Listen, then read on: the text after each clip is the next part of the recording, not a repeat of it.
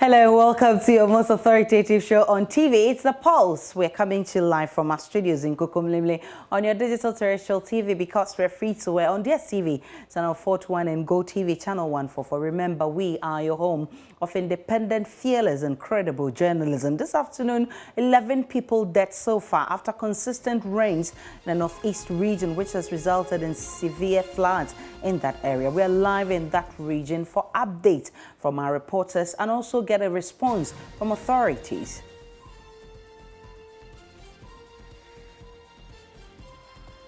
Also this afternoon, health authorities unhappy at the slow start of the AstraZeneca vaccination exercise in the Ashanti region as COVID-19 cases continue to surge and the Ashanti region recording more deaths. We are in constant touch with the Ghana Health Service on how they intend to improve the situation. Plus, a CPP threatens to drag government to court if within 3 weeks government fails to refund monies the CPP claims it has taken to give people jobs in the public sector. We have details of the CPP's complaints plus other demands they are making. My name is Aisha Ibrahim. The Pulse is brought to you by Global Communities, Dignilu, Affordable, Safe Sanitation. Remember, we're also streaming live on YouTube and all our social media handles. Tweet at us with the hashtag The Pulse. My personal handle is at the Nana Aisha. I look forward to a fruitful encounter with you. Hello, I'm Dori Nando. You can catch up with all the fun on the Cosmopolitan Mix and on all our shows via podcast. Just go to My Joy Online podcast and search for your favorite show and relive those moments all over again. Only on Joy 99.7 FM, radio for discerning listeners. Super Hits Radio, Joy 99.7.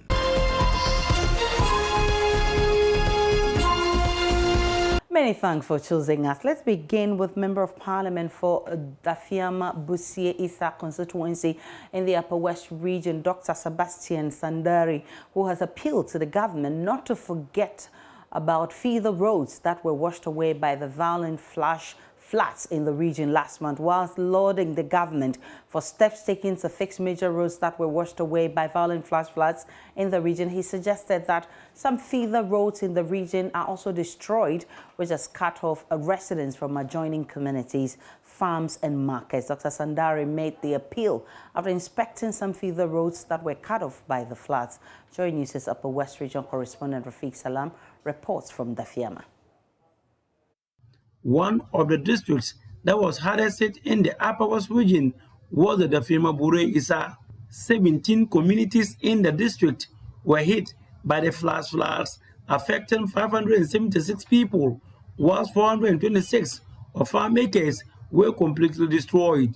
The feeder roads in the communities were washed off, thereby cutting residents from not only adjoining communities and their farms, but their district capital of Isa as well. When you even want to go to market, it's not easy for you to go to the market. All the roads are very bad. There was even a time that when you want to go to Wa, you have to pass through Busie. And the road that from here to Busie is not easy. Anytime it rains, it's always slippery. Even some of the roads have even cut. From here to Fiang, it's very difficult anytime it rains. Even from here to Wole, the road have cut. And from here to Bar, the road too is no good. That place too have cut.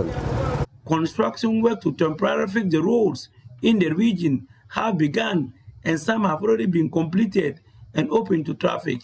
Mawums is one of 4 contractors selected by the government to fix the roads. He has been tasked to fix the feeder roads washed off by the rains located between Dagasobo and Dafiama. Mawums is not new to this road. His construction firm constructed it some 15 years ago. He has already mobilized bulldozers, graders, compactors, and baby of timber trucks to the site, and work is already going on steadily. Emmanuel Noga Bukari is the contract manager of the Department of Feeder Roads in the Upper West region. Work has just started on temporary measures that we want to take to remedy the situation now, to get the pedestrians able to move to the other side to Dafiama So currently, we are contractor called Maums is the one working on the project now. We are just on site to ensure that the work is done well. This one, less than a month, they can finish this one. At least around finishing the whole thing. They are just getting some base for a strong base in which the cars can easily move across. After the rains, we will come back again with the main intervention so that it will not happen again. Member of Parliament for the Dafiama Bure Isa constituency, Dr. Sebastian Sandare, lauded the government for the steps taken to fix the major roads that were washed away by the floods. He, however, will wish that it should be extended to cover other feeder roads in the region. We only hope and pray that a permanent solution will be found after this temporary solution, and also to say that, you know, it's more like a highway through to Jirapa. So while we are grateful for this intervention, we also think that the other parts from Dafiama through Sanwe-Egbare to Jirapa could also be looked at urgently, because as we speak, people cannot move from Dafiama through Sanwe-Egbare to Jirapa. Meanwhile, the Dafiama Bure Isa legislature supported victims of the flood with relief items valued at 40,000 Ghana cedis. The items donated included 50 bags of cement, 30 bags of royal aroma rice, 100 pieces of towels, 100 pieces of blankets, 200 pieces of bowls, 150 cups, and 10 boxes of key soap. To say that this is enough for the people, no. So I use the opportunity, even as I also bring my intervention, to appeal to the government, to stakeholders, development partners, citizens, you know, every stakeholder that can do something to touch a life. In the Dafiama Buse is a constituency. They are all welcome, you know, so that we will give meaning to people who think that they don't have hope now, either because their houses have collapsed or their farmlands have been washed away. Assembly member for Fian electoral area, Stephen Katuli, received the items on behalf of his colleagues and assured the DBI legislature that the items will be fairly distributed among the flood victims. Reporting for JoyNews, Rafik Salam, Dafiama. From the Upper West region, let's head to the Northeast region, where 11 people are dead so far following days of torrential rains. Our man, Elias Otanko, has been monitoring events for us. He joins us via Zoom. Elias, so which areas were the 11 deaths recorded? Well, there have been some deaths in the Bunkurgu Napanduri district and also in the Cherponi district as well, and the East Mamprisi municipality, and also the West Mamprisi municipality around the Janga area. And so these are the areas that have recorded the casualties already in the following days of torrential rainfalls across the region. Hola. Hello, Aisha? Yes, I'm asking you if we know who these people actually are. Well, the first incident happened last week on Thursday or Wednesday, I think, and it involved an elderly woman and her grandchild. They got washed away in a river around the Nakpandure, a community called Naju Number 1. Calm down. And then also in the Cherponi area at a community called Kunofo. 3 persons were also drowned in a river. And also in the East Mamprisi municipality, 3 persons were also killed by a lightning strike. And also in the Janga area, as I mentioned, 1 person was also drowned in the river. Elias, what's the latest with regards to the flooding situation there? Well, today we have not had rains. It's been raining throughout since the middle of last month. And already some communities, as we understand from an ADMO assessment, have already been cut off. About 16 communities in the Mamprugu Mwaduri area, as we speak right now, are currently inaccessible. And as we speak right now, NADMO are concentrating a lot of their effort in that particular area because it's the hardest hit.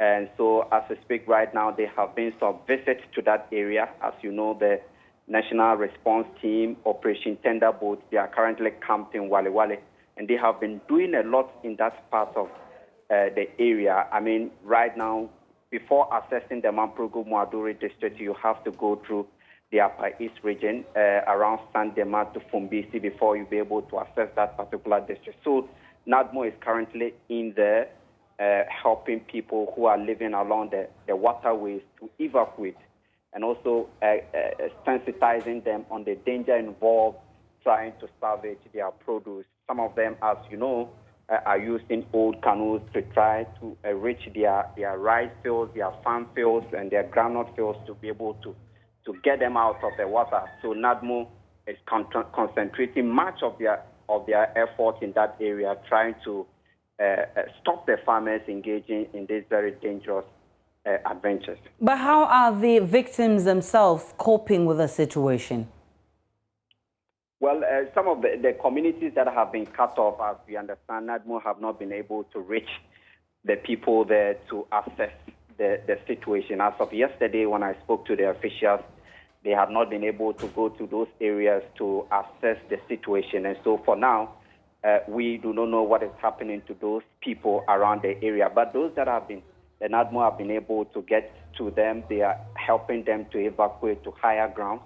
And we know that the Bagre Dam will be spilled in the coming days. And so that is exactly what people are doing. But in some parts of the region, we still hear reports of people struggling in the Swell-Up rivers trying to get their drowning produces.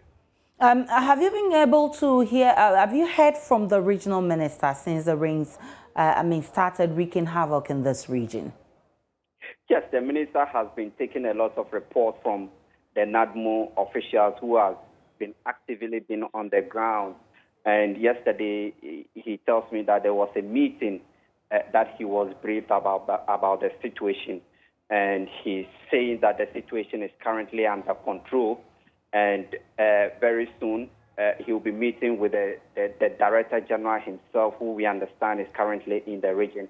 And then subsequently, he can make a public comment on the whole situation. Elias Atanko is our man in the Northeast region. Let's now speak with Northeast NADMO Director Al-Hassan John Kweko, who has joined us via Zoom. Mr. Al-Hassan, I'm sure it has come to your notice that 11 persons have died so far. What's NADMO's response to the situation in Northeast? Hello? Yes, Mr. Al-Hassan. I can confirm to you that 11 persons have died as a result of the torrential rains and also thunder and lightning, and then drowning. For instance, in the West Maputo municipality, one man by name Al-Hassan Adams went to harvest granules on his farm, and then on his return, a boat capsized, leading to his death. Then also in the same West Maputo municipality, there is this Rahina Rufai, who was also drowned while trying to cross a stream to the mother at the Napaya area in the West Maputo municipality. And also in the East Maputo municipality, some 3 young men went to farm. And on their return, they were on a motorbike. Then there was this lightning and thunder that struck them, and then 2 of them died instantly. They are by names Idi Hadi, 24, Abubakar Nasiru, 26, Idrisu Narudini, 22. He was rushed to the hospital, and on his way, he also died. Then in the same East Maputo municipality, there was these 3 elephants that invaded in the area and then killed one businessman by name Husseini Mbeni in the Buntiri area. Then also in Bunkuru, a woman in Bunkuru Napanduri district, that is Najong precisely, went to farm, and on their return, there was heavy downpour. And instead of them to wait for the water to recede before they would cross the river, then they tried crossing the river and the water carried them away. Then also in the Chepuni district, 3 young ladies went to do washing in a stream. Then after they had done their washing, they tried to swim in the water, and then water carried them away. So I can confirm to you that 11 persons have died in the region as a result of drowning, lightning, and then water. It does appear that we'll see more of this throughout the rainy season, especially as the Meteo Agency reminds us of more rains. What's the plan to deal with any unpleasant outcome? Even before the depths, we embarked on intensive education, educating the general public, using the radio stations, engaging stakeholders, the assembled persons, and the community radio stations, telling them move to higher ground for their lives to be safety. And then also asking them to stay away from the water. And whenever it rains, they should be very cautious about their own lifestyle. Some of them, they have the belief that they can swim. And sometimes it's about behavior kind of thing that we can swim. So they venture into the water, and this leads to some of these deaths. And then also, NADMO to our operation team from the national headquarters, they are in town. And we have positioned our men at vantage points to help deal with any situation that will arise as a result of the flooding. As it is now, we are not experiencing any spillage from the Bagri Dam because the spillage has not been done. It has not caused any havoc in the region. But NADMO is ready to deal with any situation. We have also identified safe havens in almost all the districts, and made provisions available at these safe havens to cater for any eventualities that will arise. So NADMO is on the ground. Our men are on. Even right now, the Director General was at the Nayuri Palace to engage with the Nayuri himself and his subjects and then other stakeholders, just to tell them that we should try to advise our people to stay away from the water for now. So have we seen any effect yet from the spillage of the Bagri Dam? We haven't seen any effect yet, but already the rain has already caused damage in terms of farmlands have been submerged, and then some of them have their part of their buildings being collapsed. And because of access for now to some of the farmlands are compromised. So NADMO cannot get there to actually assess the extent of damage that has been caused. But I know over hundreds of farmlands have been submerged. And even those who even try to use canoe to do the harvesting, we are just cautioning them to desist from that because they can lose their lives if they try to do that. So what's the plan for the communities that have been cut off? Our reporter earlier reported that you've not been able to reach some of the communities. Around Mampugu Maduri, where about 16 communities are cut off. It's about accessibility to those communities. And over here, the communities are sited on a higher ground. And so the people themselves are not much affected as it is now. But it's rather the road networks that some of the bridges have been submerged in water. And we are in touch with the people, and then we are giving them the assistance that they need. Alasan John Kwekwe is Northeast Regional Director of NADMO. I'm grateful for your time this afternoon. Let's talk about the Convention's People's Party, because the party has given government a 3-week ultimatum to refund monies collected from Ghanaians who have had to purchase application forms to be considered for employment in state-owned agencies. The party is threatening to drag government to court should they fail to heed their call. It comes as several agencies are beginning to talk about the mass recruitment of staff across the country. Eligible applicants are required to purchase a form at 100 cedis, questioning why a citizen will have to pay to serve the state. Chairperson of the party, Nana Akosua-Frimpong, said government is encouraging corruption by extorting monies from the youth. She spoke at a press conference here in the capital. I'm expected to pay 100 cedis to apply for a job as a young person and a youth of this country. 100 Ghana cedis to apply for a job as a youth of this country, and that is why I'm here today, represent the youth. This is extortion at his peak. I am appealing to the president of this country to immediately look into this particular text I got, if it's true. I have spoken to 1 or 2 people, and it's concluded that is the praxis today.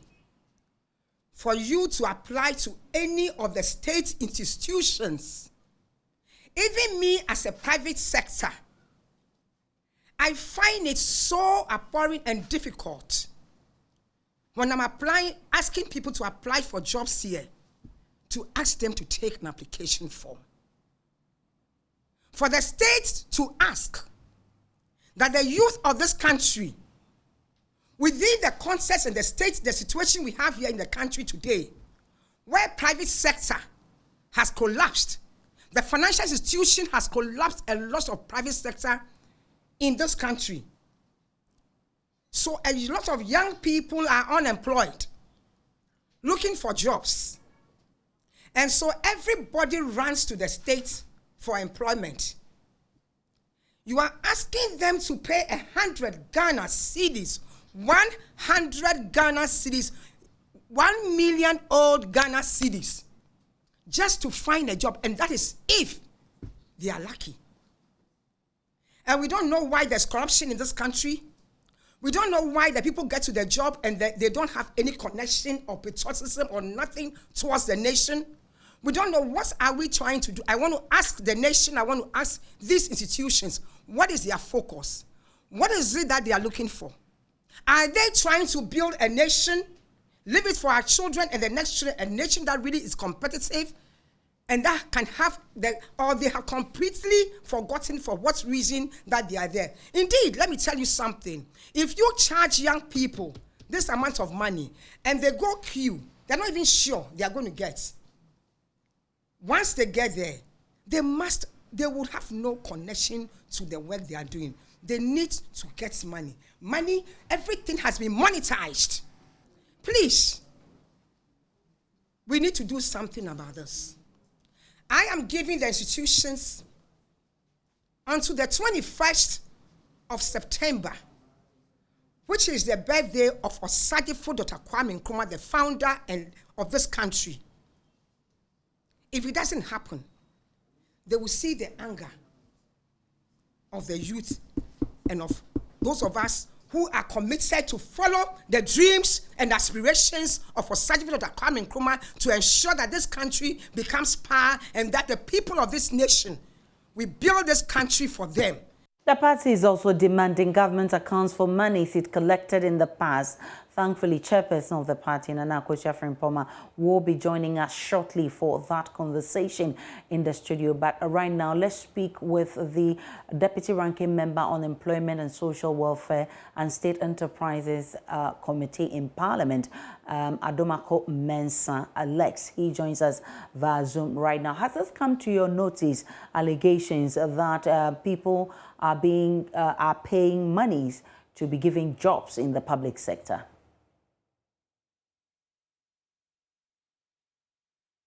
Hello, Good afternoon. Yes, Mr. Adumanko. Yeah, thank you. What is happening today, we need to witness it and make it so great. Because now when we are looking at the system, it's the youth who are suffering. And it's the unemployment is creating a lot of gap in the country development.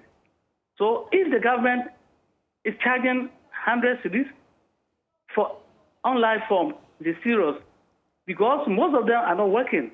Where are they going to get the money from? Which means that those who have got the money can buy the form. And actually, that you have to know the number of people that the recruitment is going to make. How many people are going to be recruited? So that you know how many forms are you selling. Now, we are selling a lot of forms. In case the form is 1 million and 100 people are 100 cedis per person, which means that 100 million money is being extracted from the youth. So this is what I think my concern, that the government have to adopt a certain system, like selling the form free. So those who are apply, those who will qualify, or those who will be shortlisted, will be allowed to pay a certain fee for the interview. I think that would be the appropriate thing that I think. Because previously, from 2017 to 2018, you can, for 2020, you can see that they were selling the forms, carrying up that is a protocol. So people were buying this thing as a protocol, which means that they are recruiting people to pay a certain amount. This is what is everywhere.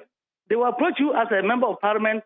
So this one, I'm lucky I got chance. They say that I should pay 10,000 protocol. What do you mean by protocol?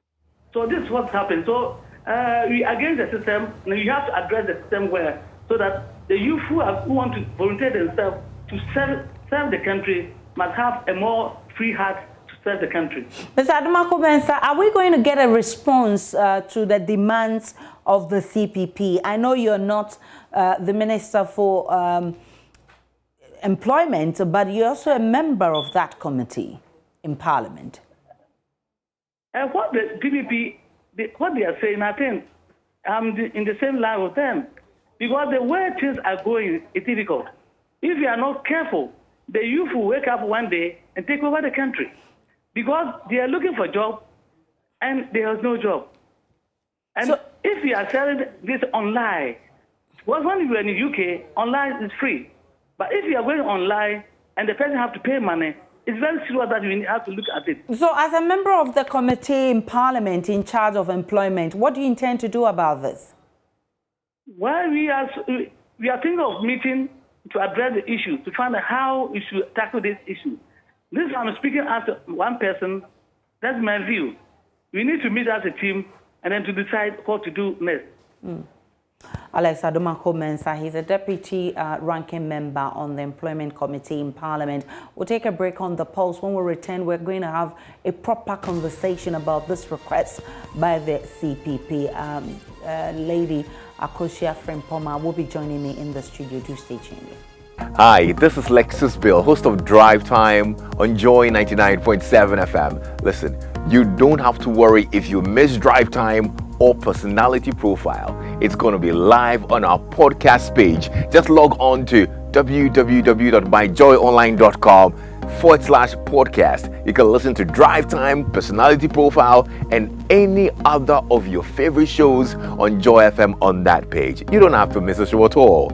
Joy 99.7 FM, radio for discerning listeners.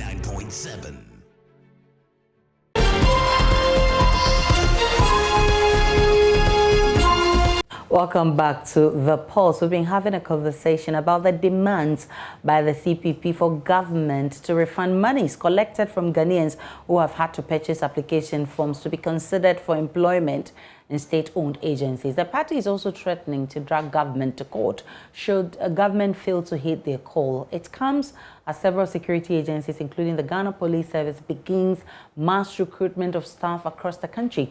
Eligible applicants are required to purchase a form at 100 cedis. And questioning why a citizen will have to pay to serve, the state chairperson of the party, Nana Akosua Frimpoma, said government is encouraging corruption by extorting monies from the youth. She spoke at that press conference a while ago and you heard there, and she thankfully is in the studio with me. Nana, good to see you. Wonderful to see you. So this is what has been happening over the years. I mean, why now? Why is the CPP speaking about it now? Well, the fact that it's taking long doesn't make it right. Besides, the times are different. Currently, I got a test this morning asking me to come and take an application for the prisons. Okay. Prison services forms were ready for 100 Ghana. And also, I'm 60-something years, so 65. I'm past pension. And this call came from where? It came from Consolidated Bank. What's the name? Yeah. Consolidated Bank of Ghana. Yeah. So I used to have an account with Beige. So when they consolidated, so they have your details. Okay. So when it came in, I was a little surprised. So I just asked someone. Then I went to work and I told somebody. He said, "Oh, I just got a friend that called me and actually I asked for 100 Ghana." And then I told another person, I said, "I can't believe this. Today, asking people to pay 100 Ghana for the service, I never knew that." And then the gentleman said, "Listen, I'm just coming from Beige yesterday. I mean, from Consolidated Bank. I had to go and pay 100 Ghana, but I thought it was 50. So when I got there and I saw the forms, gave it to the lady, she looked at me and said, "Gentleman, are you serious? It's 50. He said he had to, and this is a guy that was working before, and at least in his mid-30s, finished school long time, and didn't have the extra 50 Ghana came out of the bank embarrassingly, then had to call a friend, somebody brought 20 Ghana, 15. There's no guarantee that he is going to get a job. What is this? And so for us, it's coming out, though it looks like late, but it is the policy. We believe we are a human-centered party. We believe in the welfare, and any policy that comes must be geared towards the welfare of the people, and it must have a long-term vision and impact on the society. If today a young person who is looking for a job, it's insane. Even in my own establishment, I don't see how I can ask people on the street looking for jobs to come in and apply with even 10 Ghana cities to talk about 100 Ghana, 1 million Ghana city, old cities. It's not acceptable. So we are asking that ideally, what would you have had government do or these institutions do to get people to become part of them or serve? It shouldn't be like a privilege that you go and pay money. We should have young people that want to serve this nation. Police service is a service to the nation. Military, customs, teach every service like that. It's a state service, and we should have young people who want to come in there and want to serve. Currently, we've created a situation in the country where the private sector is almost collapsed. I mean, sort of. The banking sector collapsed, sort of. And so a lot of young people are unemployed. We've taken young people, giving them free education, and therefore they've all finished SS at home. And the requirement starts from SS. So it looks like it's just a mass way of collecting money from the youth of this country. What do I expect? The day we take power, there will be not even 1 cent paid. We should be happy as a nation having the youth wanting to work. In other parts of the world, young people are paid to go look for a job. We are here and they want to work. And then we are charging them, making it so difficult for them. Within this COVID era, not only do they have to pay the 100 Ghana, which they don't have, they now have to travel distances to go through some interview and application. And when they don't get the job, they lose the money. That is extortion. Okay. So which monies are you asking government to refund? The monies for the application or to refund monies to those who eventually don't get the job? No.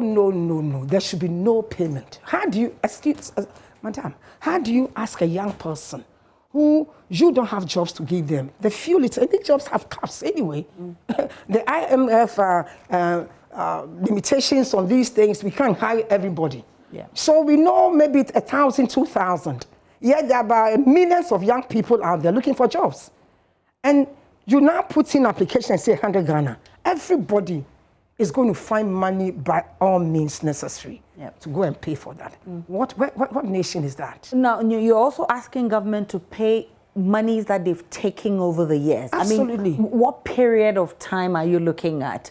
I think this thing might have started maybe 10, 20 years ago. I don't know when. They should refund the money. Okay. You know something, it's so simple. We always have the, what do you call them? Those guys who always, the Auditor General Department or wherever, they will tell us how much money has been collected. These are our children. These are not foreigners. The foreign embassies are doing this to us. And some of us think it's very bad.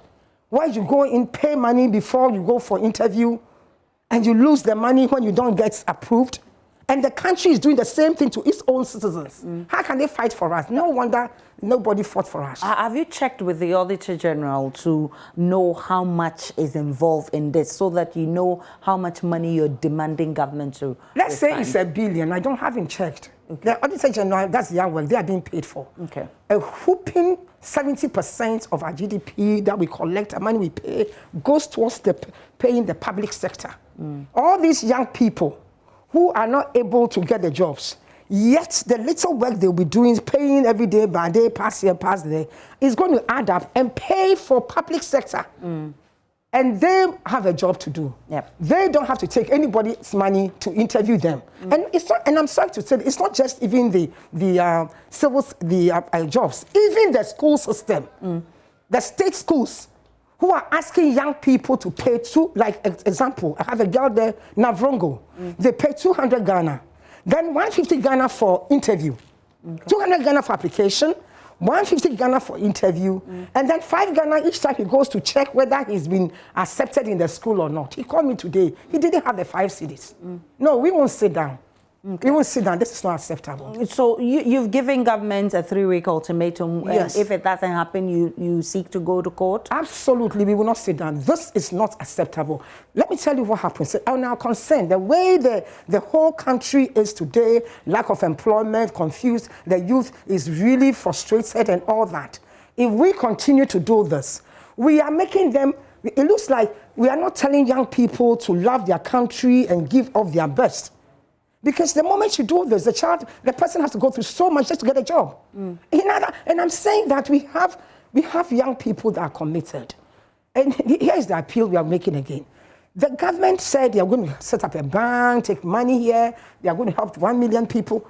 The youth who have demonstrated this and they didn't get a job have clearly demonstrated their willingness and their commitment to work. Okay. Put that name there, take every youth and give them money to do some business or the other. Most of them would work and hire other youth and not extort and cheat them. This is not acceptable. This is like legalized corruption. Have you had any engagement with the minister in charge of employment, all the people who matter, the accountant general that does the payment? I mean, have you had engagement with all these people who matter in government with regards to your request? We will have engagement. We haven't. I'm telling you, I saw it today and I didn't even want to sleep till the next morning because I couldn't believe it. Okay. Especially the prison service would ask for this, immigration would ask for this, customs would ask for this. So if you have the money, you go, I cannot understand. And indeed, I was so happy to hear this morning from one of the press guys that apparently before MPP took over, that one of the, is it Samia Uku?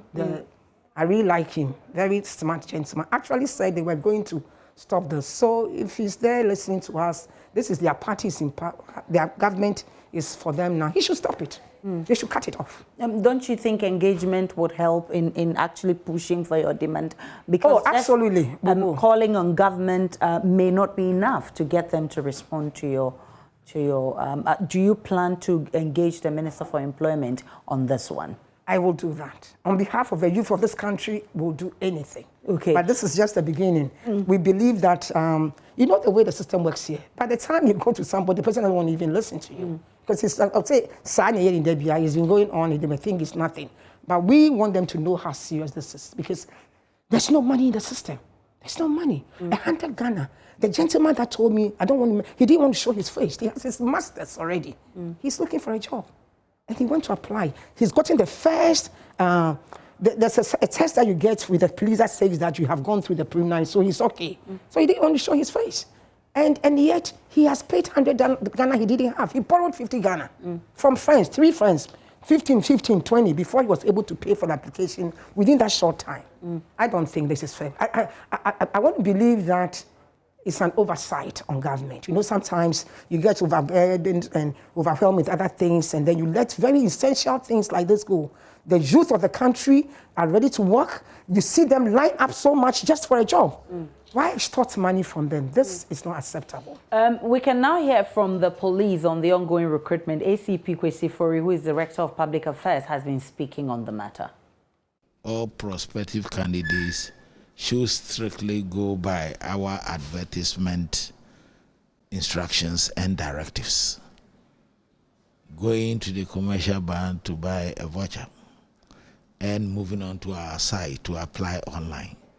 We've not mandated anybody or group of persons to sell police forms outside. We've not taxed any middleman or middlemen to employ candidates on our behalf. And that anybody who comes into your home, your community, your town, city, to solicit that illicit way of doing business, to come in there, they should arrest that person and send him to the nearest police station. Again, I reaffirm that anybody or group of persons that are coming to your home, your community, to solicit for money, to sell police forms, that person is a criminal, and that the community should quickly arrange the police to pick him or her. Therefore, people should go strictly by that, and the administration is determined to put up a very successful recruitment program in this year, 2021.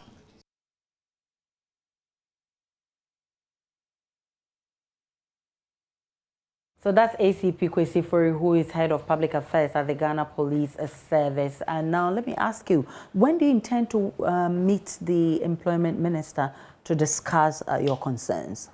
I guess we'll try and do it tomorrow. If he has time, we'll go to him tomorrow. But am I supposed to, did I hear him right? The police officer. Yes, you heard him right. Is he referring to the 100 Ghana application form? Then they have, this is good for them. They should quickly go and arrest about 7 banks that are collecting. And one of them, I can tell them in authority, is the Ghana Consolidated Bank, isn't it? The one that consolidates all the banks. I have on record, I should have brought it here, I have on record Immigration Services. They did that paid 100 Ghana. And the application came out. So if these people are just doing it, and I also have on record,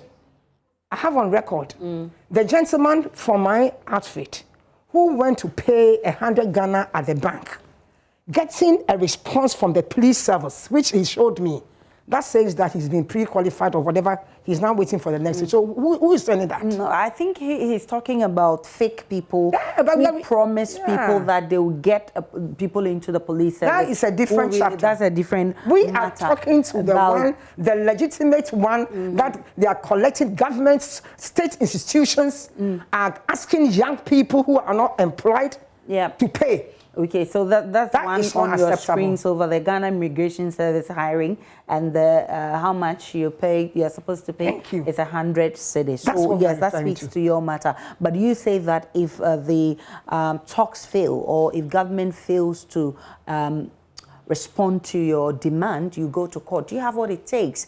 It's not going to be it's going to be a tough battle, I must say. That is what we are here. How prepared are you? We are a tough. The current leadership of this party is different. My name is Nana Akosua Frimpoma Saponkomanko. Okay. My life and everything is for the nation and it's for the people of this nation, especially for the youth. Okay. This is one thing for me. I can't even fathom. I can't understand why we can let it continue. It is do you have a legal team put together already to face this battle? We have, you know me, I'm one of those people that I take it one day at a time. Okay. This is, for me, it's not a battle. It is trying to work for the youth of the nation. We believe, and I strongly believe in this, that our current president is a hearing president. Okay. I think this is one of those things that why you need to be free. So you understand. For when a lot of things hit you, then you forget what is so important. This is critical. It doesn't speak well of us. It doesn't build the best in young people. It doesn't make the child patriotic. We are not showing love and concern. It's insensitive to people. The parliamentarians, these are the very people that vote for them. They go there, give themselves big checks and big fat this and then as gracia and all that. They should stop this. It's a shame. It's going to be a tough battle, but let me wish you luck as you embark on this one. Nana Akosua Frimpoma, she's the chairperson of the CPP. I'm grateful that you came. All right, you continue. When we finish, Janet is coming. She's also coming to also deliver. She's not coming here. She won't come here. Simple. She's coming right now. So she will not come here.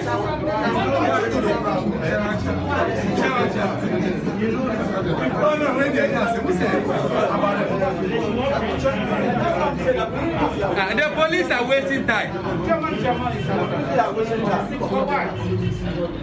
No, you see, when we intimidation, we are all above it. Nobody can intimidate single person. We are all human beings. We are Ghanaians, fully Ghanaians. You can't come to intimidate a leadership here. What sort of life is that?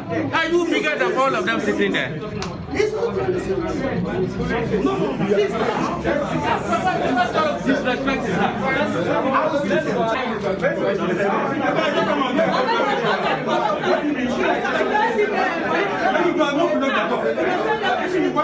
How can I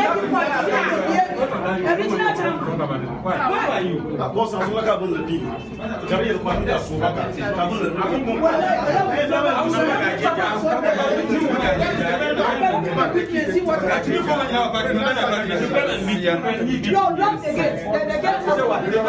So from CPP to PNC, what you saw there was confusing at a press conference being addressed by leadership of the People's National Convention earlier today. Greater Accra Regional Chairman of the party, Balame Kankan, disrupted its demanding reasons for the suspension of the party's General Secretary. It took the intervention of the police to restore calm. The Greater Accra Chairman of the party was escorted out by the police, following which all doors were locked for the briefing to continue. Present at the press conference were the 2020 presidential candidate David Apasera, the national chairman Moses Daniban, and other party executives. Well, on Zoom for more is embattled General Secretary Janet Nabla, who the party says has been suspended. Janet, good to have you. Why were you suspended from the party, first of all?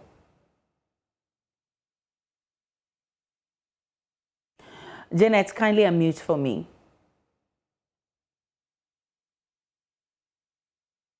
Hello, Janet. There seems to be a problem with her connection. We'll get... Hello, can you hear me? Great. Loud and clear, Janet. Okay. So let me greet you this afternoon. Let me greet you and your viewers. It's a great pain when I hear people say that, oh, you are suspended, you are suspended. That was what the message they wanted to send out there. And I think it's like they have achieved their aim. I was not suspended. They've not suspended me. I'm still the General Secretary of PNC. The constitution of PNC, we have a constitution, and that constitution is supposed to govern anybody who is a member of the People's National Convention. And you know, when you're a leader, you are supposed to uphold the constitution of the institution you are working very high. That cannot be said about Mr. Daniba and Mr. Apasara, who happen to be leader, this in 2020 flag bearer and chairman of our party, respectively. The two of them, I don't know where to even start. You know, we had this, our 29th anniversary celebration. That was on the 27th of July. And we were trying to source for funds for the party. In doing so, by God's grace, we got 150,000 Ghana cedis, and we kept it in our bank account. So I asked Mr. Daniba and Mr. Apasara that when are we going to sit on a round table to look at the regions that we are going to distribute the monies to. I said we have 16 regions. We can pay 2 years for each region, and then they will still be left with some money so that we can look at the constituencies and see how best we can be able to pay for them too. They looked at each other and said, where is the money to pay for 2 years? And I said, the 150,000 we just got. They did not say anything. They said, let's put it in the party accounts first. And I said, okay. So Mr. Apasara was the one who took the money and went and kept it in the party accounts. So I was thinking the following day we will sit down and think of the distribution. The following day, when I called the two of them, they didn't pick. So the third day, I went to the bank, and the bank, I saw that Mr. David Apasara and Moses Daniba, they went and picked 25,000 Ghana cedis from the money. So I called them and I asked, what have you picked the money for? They never answered me. Then 2 days later, on the 19th of on the 19th of August, they went back and picked 43,000. That was when I heard that they used the 25,000 Ghana cedis to bribe disciplinary committee members to favor Honorable Apasara. All right. So, Janet Dabla, hang on there for me, because thankfully we have the national chairman, who is Moses Danibam, who has joined the conversation. I'm grateful for your time, Mr. Danibam. How do you respond to Janet's allegations? Listen to all of the things she said. I just joined in a while ago. So I don't know exactly what she's trying to talk to you about. Okay, so let me start from what happened today. Then we can talk about the allegations that Janet is making. What led to the confusion at the press conference? Well, at the press conference, everything started off very well, peacefully, until our regional chairman from the Greater Accra region came into the hall and started interjecting and telling the gentleman who was presenting the story that he's lying. And in the hall, there were so many people, both PNC people and outsiders. And the PNC people started telling, hey, my friend, you cannot do that because it's a press conference. We are presenting a case, a story. So you have to listen. And if you want to ask questions, at the end of the day, you can ask the questions. But he was still resisting. Luckily, we had arranged for police protection. So the police had to take him out of the hall in order to allow escort to continue. Now, the Greater Accra chairman, Balame Kankan, was demanding explanation of why the Janet was suspended from the party. Do you have an explanation to that? Yes, we have an explanation. Janet, since 2020, when we were elected on the 30th of September, has committed a whole lot of offenses as far as the constitution of the party is concerned. The entire national executive in Accra could not tolerate all the things Janet has been doing. Offenses such as I can't list them one by one, but they are on the paper which we have presented this morning. Okay. The communication director presented the whole thing. So, based on those offenses, the National Executive Committee wrote to the disciplinary committee of the party. The party has disciplinary procedures when somebody breaches the party's constitution. The disciplinary committee is the one enjoined to go into it, look at the merits or demerits of it. So the National Executive in Accra submitted these 10-point offenses to the disciplinary committee. The disciplinary committee started its work on the 14th of August and completed on the 20th. They invited Janet to come before them to answer to questions that had been put before the disciplinary committee. Janet simply told them she was not coming there. She didn't think the disciplinary committee is competent enough to go into such issues. Meanwhile, on the 27th of February this year, we had a National Executive Committee meeting at which all the various committees of the party was put before the NEC. And the NEC accepted the names that had been put in there. Even Janet herself proposed one of the persons who is on the disciplinary committee. So for me, we were taken aback when she turned around and started accusing some of the disciplinary committee members as people who were against her, who don't like her. And we said, this is not a matter of being liked or not being liked. They are the disciplinary committee of the party until maybe by the next Congress we can change them. But now they are the ones that will advocate on all issues bordering on the party. But she also accuses you of spending money that belongs to the party and that you're treating her the way you're doing because she went loud on it. As for if somebody is in trouble and wants to free he or herself, we'll also counter issues. We are supposed to do a job with that money. In fact, it's not Janet who requested for this money. It was the leader of the party who submitted the request to a donor who even did not give us the whole amount that we requested. It was only part of it. So we were even told that we should use the money judiciously so that we do not run into problems. Okay, okay, go ahead.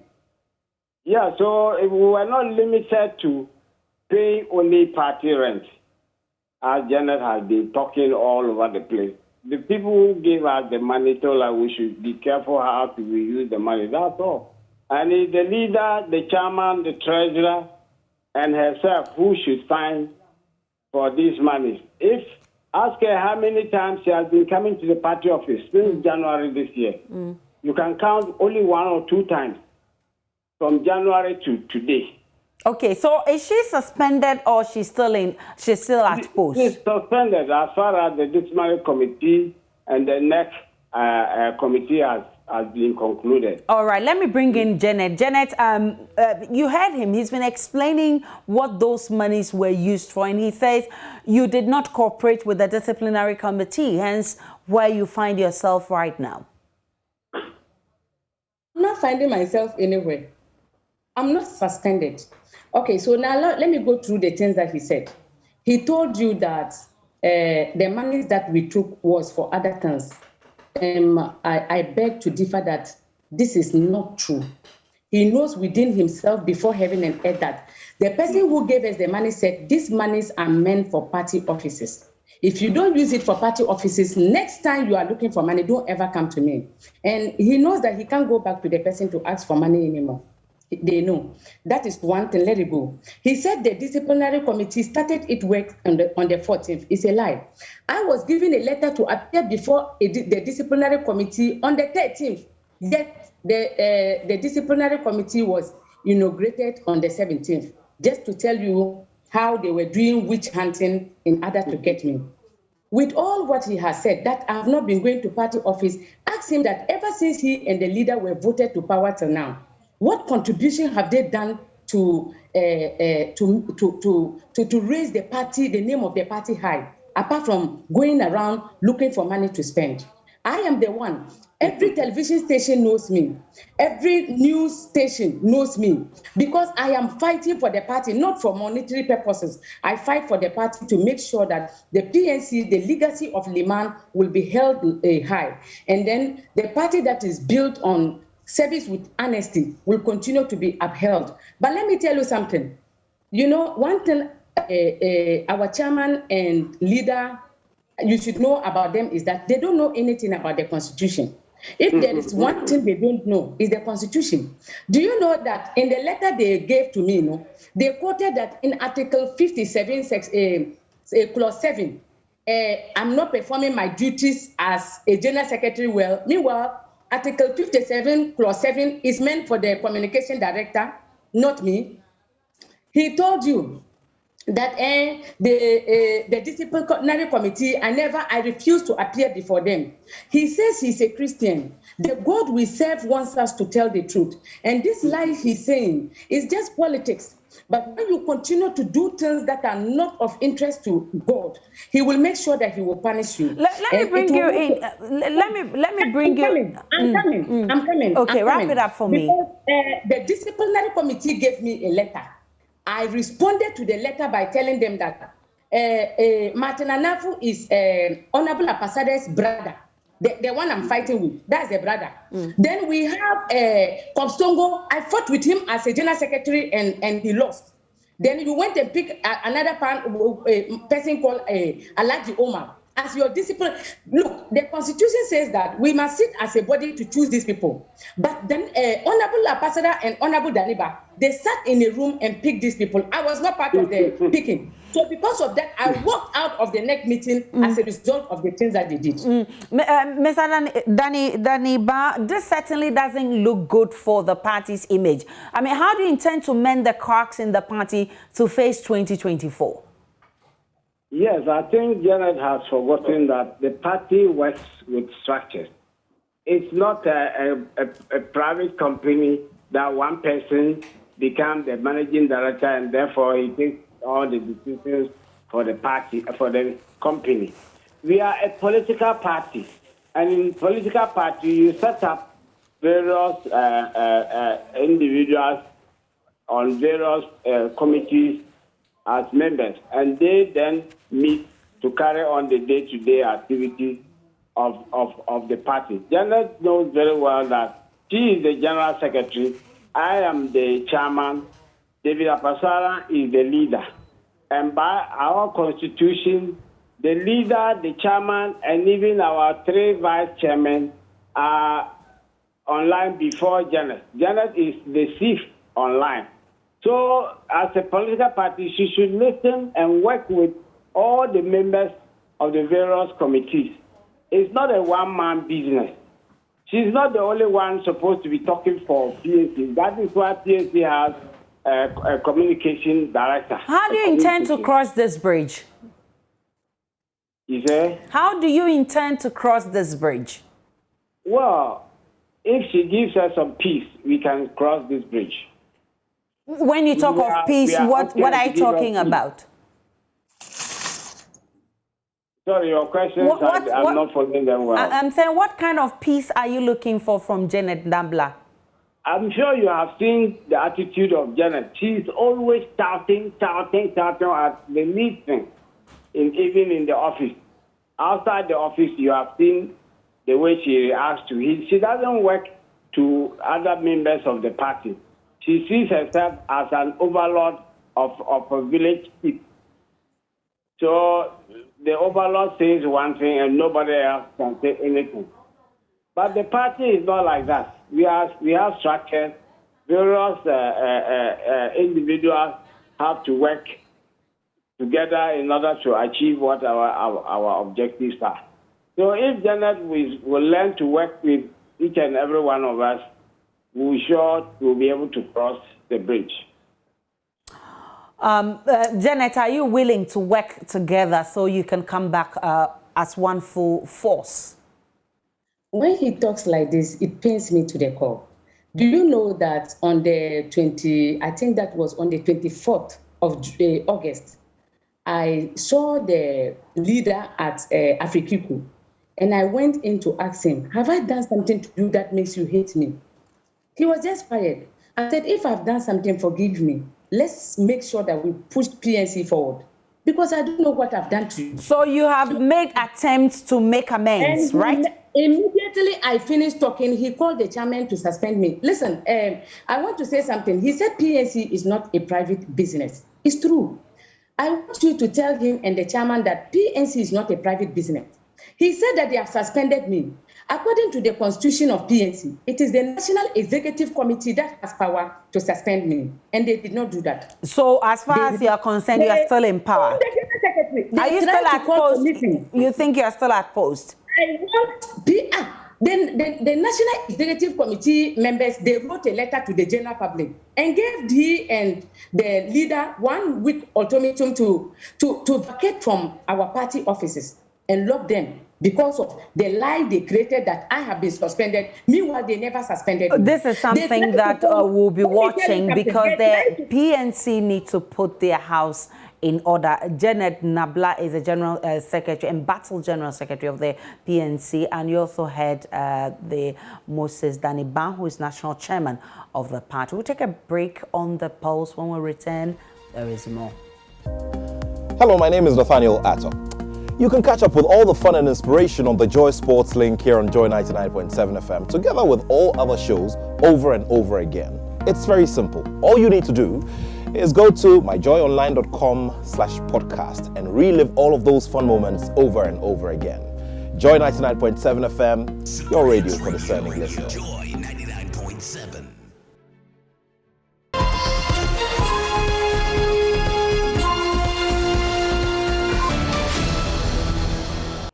Welcome back to the Pulse. Let's talk about the deadly virus COVID-19. Health authorities are unhappy at the slow start of ongoing AstraZeneca vaccination exercise in the Ashanti region. Though the region has been allocated with 70,300 doses of the vaccine, few residents are taking advantage of the exercise in the regional humanitarian of our health desk reports.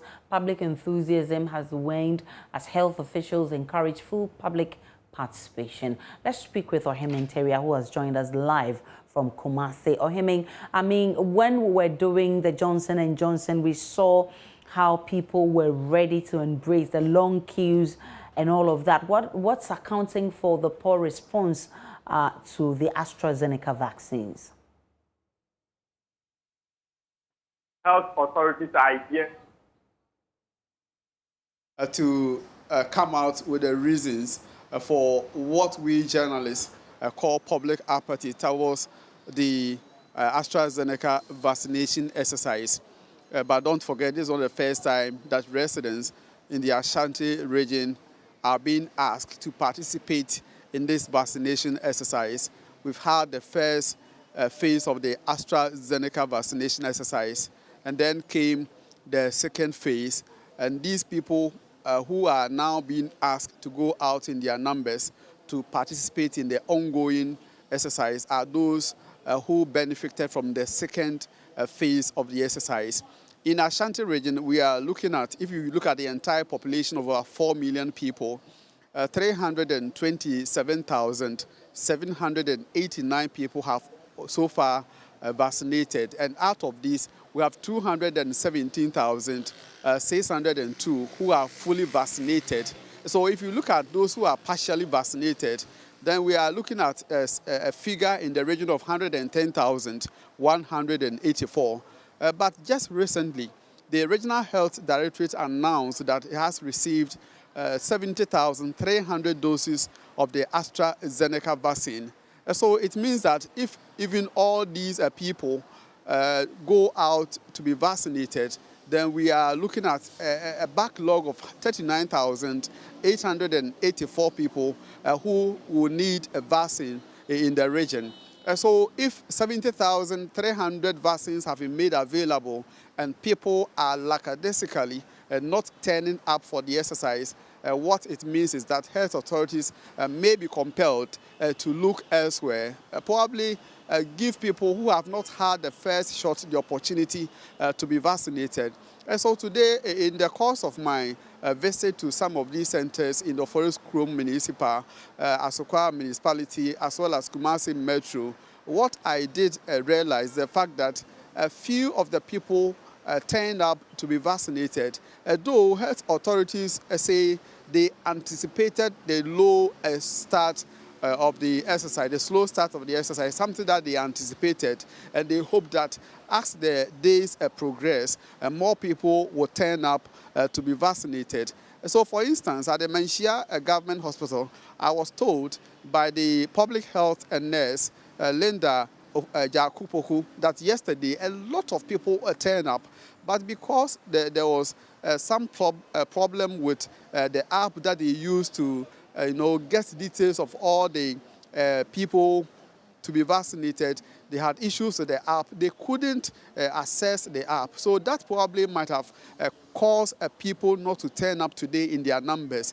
Today, when you look at the numbers, though the numbers were a bit higher, but health authorities believe that if you compare the numbers that they received yesterday to what they had today, it was just a fraction of what was recorded today. So they hope that more people will turn up. At the Central Government Hospital, the medical superintendent, Thomas Ejakupoku, told me, yes, they anticipated that the number of people who will turn up for the vaccination exercise, they wouldn't jam up. That's what the exact words the medical superintendent used. But then they expect that more people would take advantage and then access the exercise. And he also appealed to people not to delay till the 11th hour where they will jump up, at the place and then cause a whole lot of, uneasiness at the place. And so this is the clear picture as we find in the Ashanti region as far as the AstraZeneca vaccination exercise is concerned. But let me also add that it is not only meant for those in hotspot districts as far as COVID-19 is concerned in the region.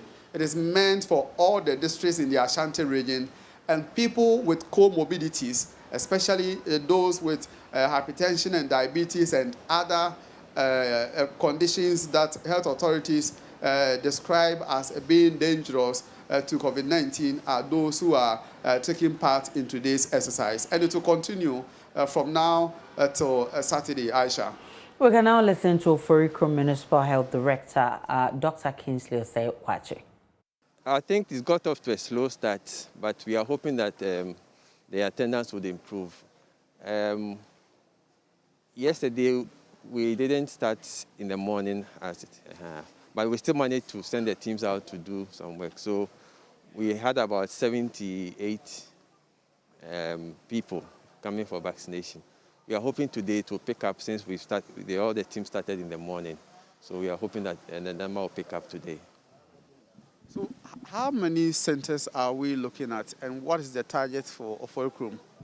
We are looking at about 8 centers, and our target is 3,415 people to be vaccinated. And this is divided into 2 groups. There's an allowance made for a slot for healthcare workers. You know, they were part of the first group, and then the general public. Okay. So we have 2 groups of people. In terms of the public enthusiasm, can this compare, can this match to what we had for the Johnson & Johnson exercise? Well, I would say no. But like I said, we are hoping that it will pick up. You know, this one is a bit restricted because we are looking at those who are coming for their second dose. So we are appealing to them that the vaccines are in, they should come and get vaccinated. Let's talk about Oforikrom municipality. You know, it's one of the hotspots in the Ashanti region. In terms of the vaccine, how many people within this catchment area, you know, have access to vaccine or have vaccinated? It depends on the period of the vaccination. So, for example, the Johnson & Johnson, we did about 10,700 thereabout. Ohiming, so were you able to speak with the few that turned out to take the jobs? Did they have challenges they wanted to share? Yes, I spoke to some of the people who turned up and got themselves vaccinated. And for them, they didn't experience any challenge at all. The only challenge was for them to move from their homes to the vaccination centers. And they were sort of happy to have taken part in the exercise, knowing very well the effect of COVID-19 and what it can have on their health. Few of them who spoke to me were very, very happy that now they are covered and they will have what they call a boosted immune system to face COVID-19. Though they are being asked to continue to put on the face mask and also adhere to all the COVID-19 safety protocols, something that they themselves admit they will be doing. But then they are happy that they have their immune boosted to face COVID-19. Ohimenteria is with our health desk. Now, as many as 11 persons died in one day from COVID-19 complications in Ghana. That's according to the latest data on the virus released by the Ghana Health Service today. Let's get some updates on our situation currently. And new cases stand at 482, active cases 7,151, confirmed cases 119, and discharged recoveries 111,249. The deaths have passed the 1,000 mark. We are now at 1,036. Greater Accra continue to lead, followed by the Ashanti region, but we're told that the Ashanti region is recording more deaths. Germany is facing rising infection rates, including serious cases of coronavirus that require hospitalization. Meanwhile, the pace of vaccination is slower, yet Germany is hesitant to impose restrictions on unvaccinated people. Unlike some of its European neighbors, there are practical, cultural and political reasons for this. And for those details, let's turn to William Glucroft, correspondent with our partner DW in Berlin. William, what are the differences in treatment for vaccinated and unvaccinated people in Germany right now?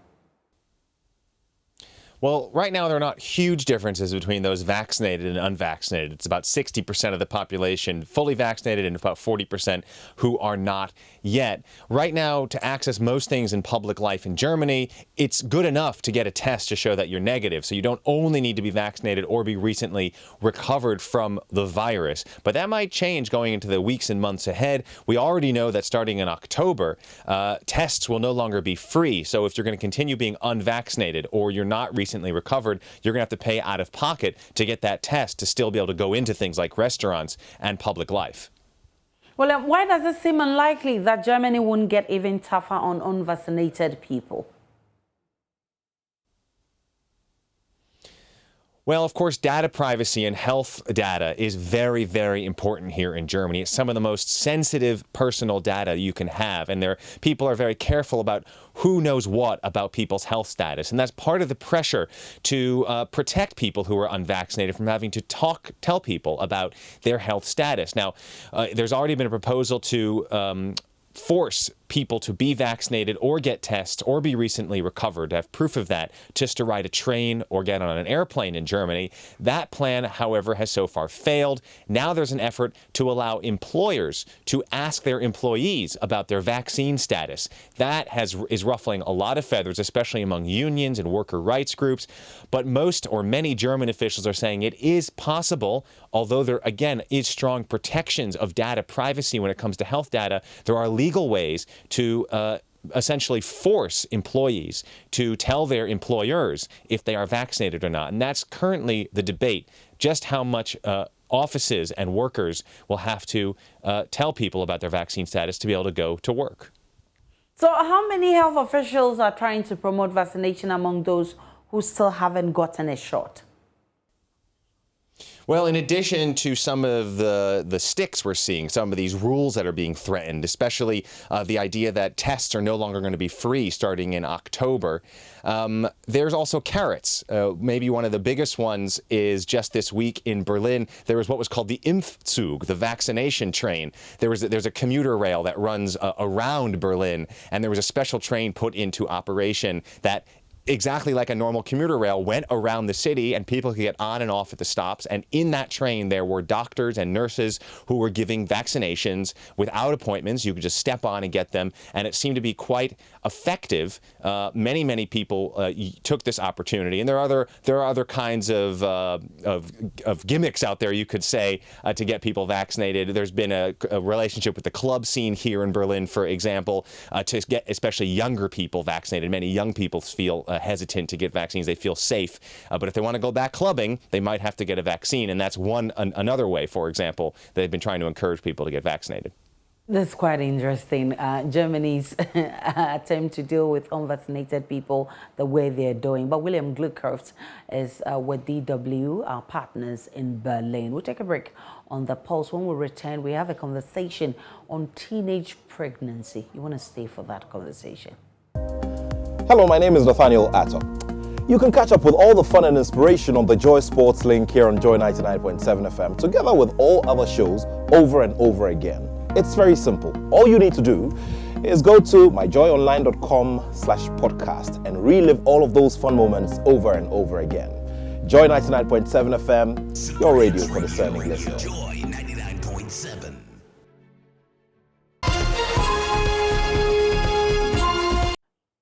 Welcome back to The Pulse. JoyNews, in partnership with the Star Ghana Foundation, is initiating the Classroom Project to give you the opportunity to be part of a local resource mobilization to address education infrastructure challenges in two communities. Memories of 6 KG pupils killed in Breman Jamira when their school block crashed on them are still fresh in the minds of school children in that area. You don't want to be told any such bad news again. Here at Multimedia Group, we urge you to give for change on the Classroom Project. And of course, as you can see on your screens, it's coming up for all your support and assistance. You can send in Momo to 0593038832, or you can also send us money through Access Bank. The account number is 00901010549191. and which is at the Castle Road branch. The branch code is 009 and the Swift code is ABNGGHAC. You may also reach us at our front desk for further inquiries on the number. The number is 030-221-6540. The number again is 030-221-6540. Let's do it together. It's our classroom project, and we need to resolve these challenges we're having with our educational infrastructure. Let's talk sports shortly after this break. Time for sports now. In Great Olympics, talisman Gladson Awako moved to Hartlepool in what is the biggest move in the Ghana Premier League transfer window this summer. The Phobians paid a compensation of about $15,000 for Awako, who scored 7 times in 30 games, provided 6 assistants, won 4 Man of the Match awards, and was voted Player of the Month twice last season. Gladson Awako has been speaking for the first time since making the move to regional rivals Hartlepool. Awako, thank you very much for your time. Thank you very much for your time. Okay. Generally, how's the feeling when you decided to come back to play in Ghana? Did you think it was going to go this way? You play so well for Olympics and then find yourself in Accra Hartlepool. Did you think about that? Not really, because initially the plan was to come back and relaunch myself and maybe to go back again, to travel again. But this year is where we are, where it didn't happen that way, which happens to play another season for Olympics again, which has brought me to where I am today. You know, which everybody... I never expected it. Yeah, you know, everybody knows that Gladson Awako was a fantastic player, and your record in football shows what you did. Zembe, when you went out, when you played in Ghana. So yeah, that was in everybody's mind that you were good. But to have re-emphasized that you are still the guy, you should be a proud man. Yeah, it hasn't been easy, but I'm proud of myself. Though I am proud. Beautiful, beautiful. How difficult was it leaving the Olympics? Well, I knew from onset it's not going to be that easy because of the kind of people, the relationship I had with them, and they also feel this is the time they needed me most. And because of the way the season went for us last season, they feel, no, we don't have to let this guy go. We have to keep him here and there for us to come back the coming season stronger than we did this season. So it wasn't easy, but as a player, I need to move on to have new challenges and all that. So I spoke with them, especially I spoke to the board chairman and Olobo, and I spoke to coach as well, which wasn't easy, but they have to understand that I'm human and I have to move on. So they come to understand that, yes, it's my work and I need to move on and have a new challenge. So it wasn't easy. It wasn't easy. Yeah, I can see that. You had a fantastic season, a very, very good season with Great Olympics, and you're on the lips of almost everyone. I don't know. Are you able to choose your best game? Do you have any like your best game last season? Well, I've had a couple of games, good games I should pick from, but you know, there's these big games, playing against Hearts, playing against Kotoko, you know, all these matches always stands out as a player. So I'll pick the game against Hearts and Kotoko as my best game. Beautiful.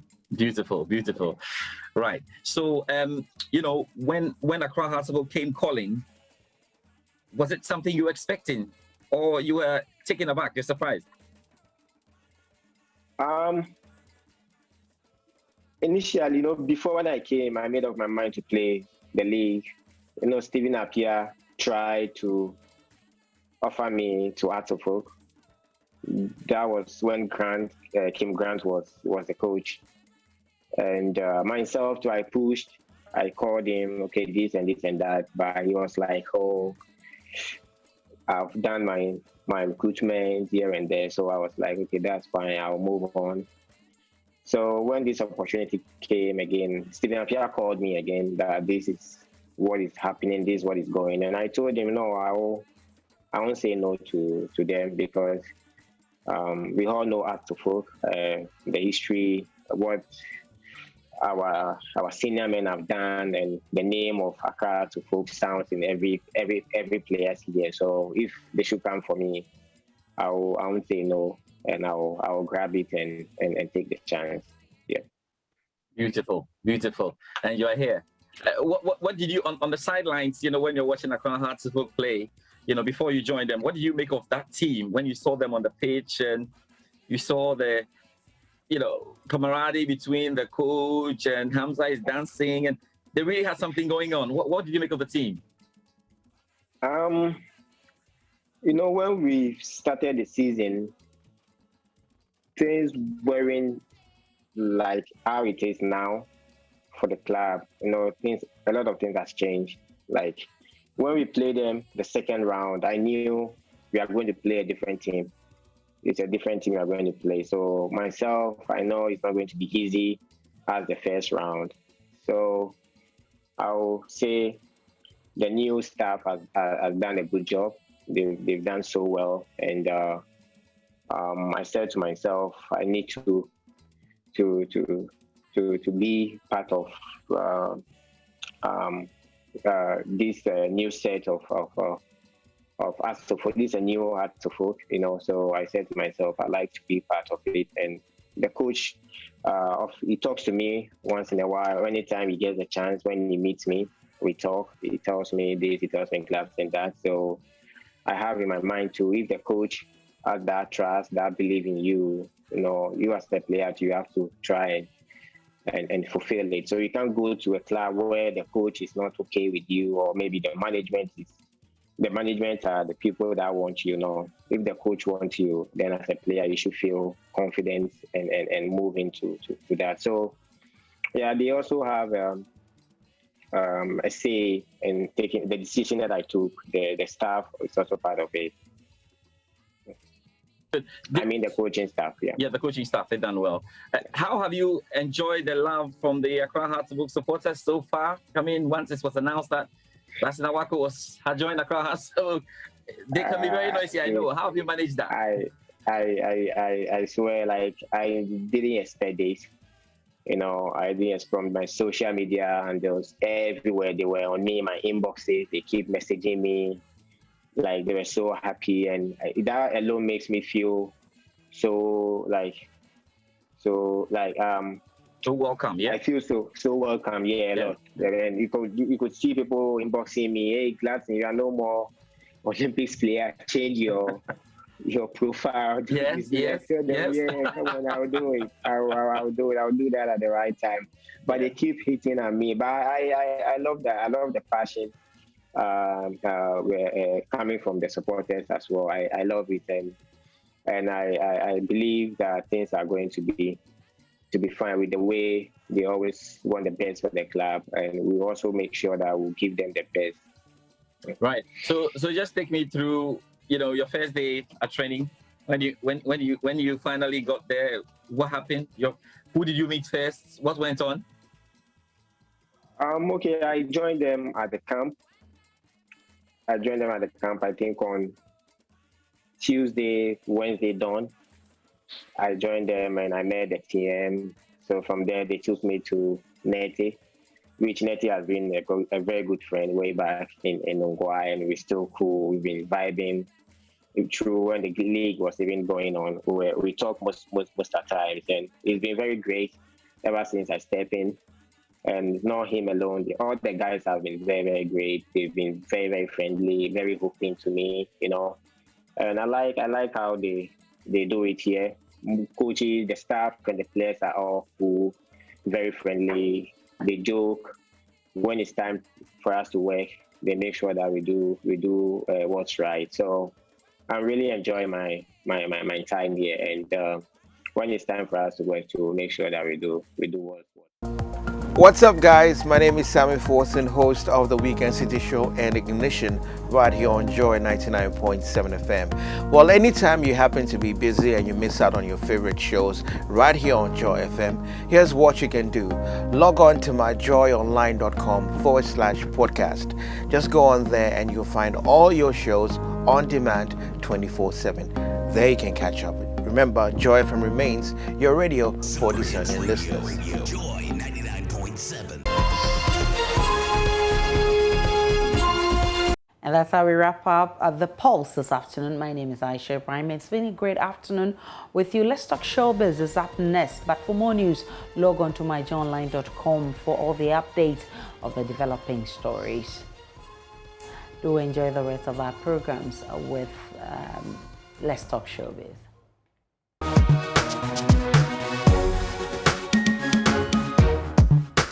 Well, it's finally here. The day is finally here, and I'm sure you're wondering or asking where she's doing this. Well, I'm here at the venue, Labadi Beach Hotel, and this is where something muscular, man, is definitely going to take place. In fact, everybody is excited.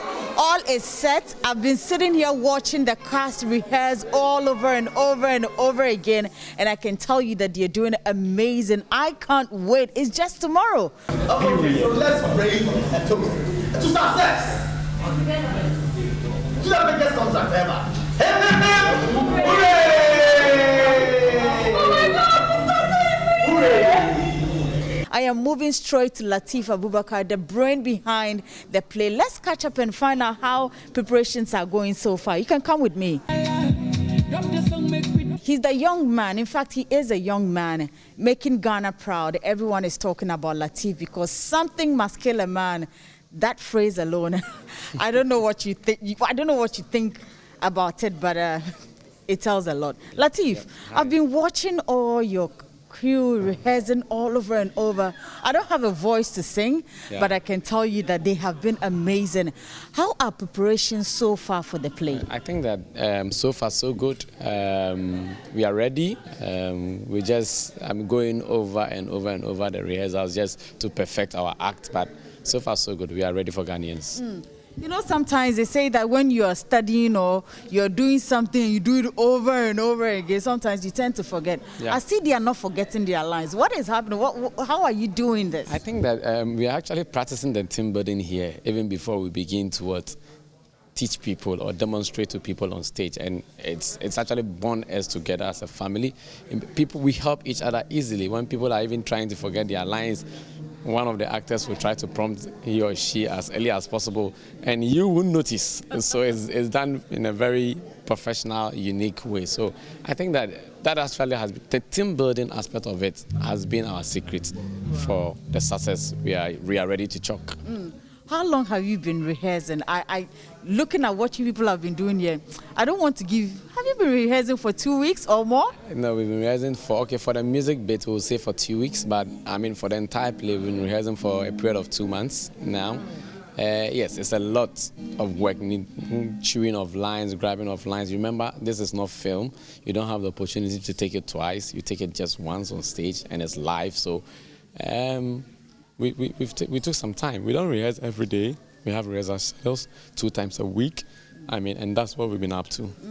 Now, before I go to the cast again, where can we get the tickets? Since, I mean, today is the last day and we're all looking forward to get the tickets to be a part of the play. I mean, you can get tickets here at Labadi Beach Hotel. You can get tickets at Airport Shell, Bachona Total, Kuala Osu. And then I'm sure you can just buy ticket from your phone. With a short code *447*1092#. So you can just buy a ticket from your phone too as well. Okay. Well, since we can get our tickets to buy from the phone and we can do everything. Oh, and I hear Kuala, right? Yeah, Kuala. And then also, more importantly, it will be streaming online. To as well. So at globeproductionsgh.com. I mean, mostly for the diaspora people, it will be streaming online. And because Joy News goes far, we believe that they'll be listening to us. To join us online at globeproductionsgh.com. With your permission, may I speak to your crew? Yeah. Bullet. I mean, Bullet is here. Sicho is here. How are you doing? I'm good. How are you? I'm very well, thank you. Is there a gun to fire? No, there's no gun. It's just that's just my nickname. It's my stage name, Bullet. Oh, okay. Yeah. I mean, how has it been so far for you, considering the fact that it's the final day, the plays, everything is up, everybody is ready for the play? It's been amazing. I mean, like we always say, you can't have it all, but when it comes to Latif, you have it all. Dance, music, acting, everything is there. It's been amazing. The rapport between the cast, the director, the producer, everything has been good. And so far, we can only say that we are going to give you guys the best show you've ever had. And we are making history, the first ever open-air theater in Ghana. So you can't expect anything less than perfect. Yeah. Oh, what role do you play? I'm playing the role of Atta, a 69-year-old man. So don't expect to be seeing this fun face. You'll be seeing gray hair and all that, yeah, with costume, yeah. Oh, all the best. I'm looking forward to see you on stage tomorrow. Thank you very much. Okay, now let me come to my beautiful lady here who's been doing some dance moves and, you know, hey, how are you? I'm very well, thank you. Yourself? I'm very well, thank you. How is it going so far? Well, I think Bullet has said everything that there is to say about it. All that needs to be said is people should come and watch. We have put our all in it. It will be nice if everybody comes out to watch. You're beautiful. Thank you so much. Oh, what role do you play? I play AC, who is a love interest to his son, Atta's son. And somehow the rest is for them to come and see. Oh, the rest is for you to come and see. Thank you so much, beautiful. Thank you too. All right, let me move straight. It looks like there's some caucus going on here. For the caucus, it looks like people are still rehearsing their lines and all that. Let me come straight to my young man here. Hello. Hello. I would like to know your role, though. I am also playing Atta, just like Bullet. Oh, okay. Yes, and yes. how is this so far? I mean, considering the fact that you guys have been rehearsing vigorously, like you're just ready for everything. Yeah, so far the process has been very interesting, and we can't just wait to start. We can't wait. I mean, it's going to be a lot of fun, and we can't wait to entertain our audience, as well as inform and educate them as well. Aren't you tired? It's part of the business. Oh, wow. Yes. Wow. But congratulations in advance. Thank you so much. Thank you so much. Okay, so let me just do my gentleman here. Hello. Hi. Okay, what role are you playing? Well, I'm playing the role of John. John is more like the life of the party, you know, an employee of Mr. Atta Simpson. Okay. Yeah, so more like the life of the party. Wherever he is, there's fun, you know. You expect a lot of fun when he's around. You look like some dada bag good boy B. Don't be deceived. On stage, Charlie, I'm a different person altogether. Wow. Yeah. Okay, what are we to expect on the day? Loads and loads and loads of fun. You know, this is music, this is dancing, this is acting. So, I mean, it's very packed back to back to back. Charlie, just, I don't know if you can get some extra rib cages or something, because...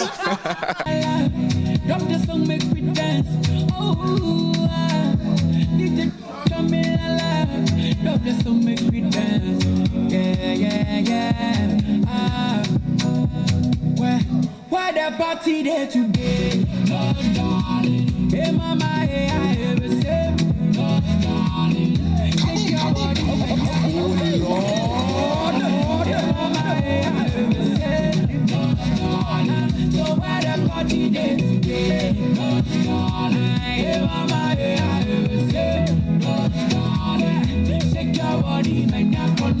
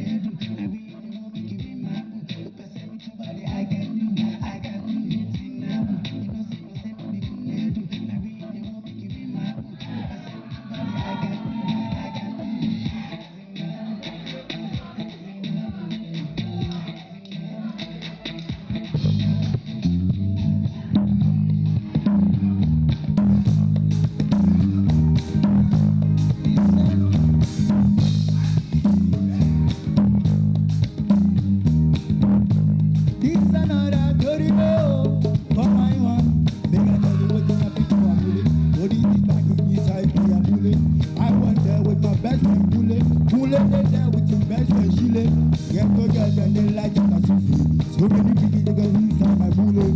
I just the one that say which party, everything yakba, everything do. Oh shit, I get me niggas when they come from away. They boys then they like to go away. Almost single day. We just having fun. We won't carry on. We just like this stallion. Like my friend, they tell me young. That's why I hold on tight. Hold on, yeah. That's why I hold on tight. Hold on, yeah. That's why I hold on tight. Hold on, yeah. That's why I hold on tight. Hold on, yeah. Let's go. Okay, so let's raise a toast to success. To the biggest contract ever. Hooray! Oh my God, hooray!